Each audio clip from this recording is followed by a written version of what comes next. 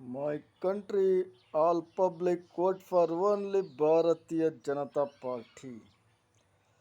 Mr. Arnab, come here. ಇಲ್ಲಿ mic ಇಡು. ನಿನಗೆ ತಾಕತ್ತಿದ್ರೆ ಇಲ್ಲಿ ಬಂದು ನನಗೆ ಮೈಕ್ ಇಡಿ. ನಿನಗೆ ಏನು ಕ್ವಶನ್ ಐತೆ ಎಲ್ಲ ಆನ್ಸರ್ ಸಿಗುತ್ತೆ.